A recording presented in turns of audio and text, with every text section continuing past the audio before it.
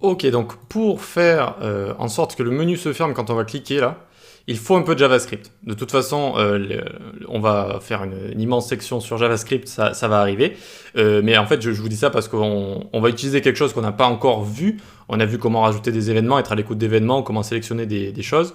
Vous allez voir, c'est pas très compliqué. Il faut aller ici, donc, dans notre code, dans notre app.js.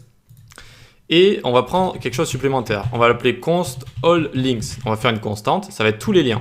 Document.querySelector et on va écrire all. QuerySelector all. C'est-à-dire que ça va tous les prendre et nous les donner dans un tableau. On verra plus tard ce que c'est que les tableaux, etc. Vous inquiétez pas, en profondeur. Item nav. Tac, donc on prend tous les items nav.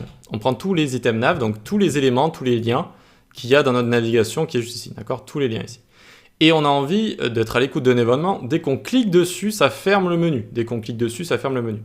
Comment faire pour aller finalement itérer à travers tous ces éléments dans le tableau pour être à l'écoute du clic sur tous les liens? Eh bien, on fait all links ici, all links, .forEach, ça veut dire pour chaque.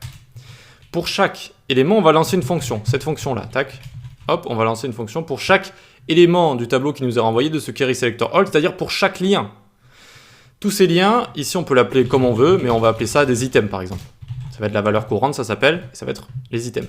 Donc pour chaque item qui représente chaque élément, chaque lien, eh bien on fait item.eventListener, ça on connaît, on est à l'écoute d'un événement, lequel clique, et si on clique dessus, ça envoie une fonction.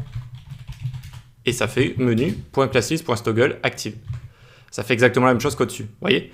Donc, qu'est-ce qu'on vient de faire? On vient de prendre tous les liens et on les a mis dans un tableau vu qu'on a utilisé querySelector all. Ça les retourne dans un tableau, au lieu de querySelector simple qui retourne juste l'élément. Ensuite, pour chaque élément, donc pour chaque lien, eh bien, on a envoyé une fonction ici, d'accord? Ça a tourné, si vous voulez, pour chaque lien, tac, tac, tac. Pour chaque lien, on a envoyé une fonction. Cette fonction, elle a rajouté un écouteur d'événements à ces liens. Et donc, maintenant, désormais, si on clique sur un de ces liens, ça va toggle la classe active sur le menu. Voilà, ok? On reviendra en détail sur toutes ces méthodes, etc. Ça s'appelle des méthodes callback qui vont se rappeler un certain nombre de fois, la callback sur tous les éléments du tableau. Et donc, voyons si ça fonctionne. On ouvre, on clique, tac, c'est bon, ça nous fait, c'est correct, vous voyez maintenant. Imaginez que vous êtes sur portable ici, eh bien, vous n'avez pas envie d'avoir ça qui reste sur la moitié de l'écran, vous comprenez? Donc hop, ça va au bon endroit et ça scrolle doucement avec le scroll behavior smooth, c'est super, ça fonctionne.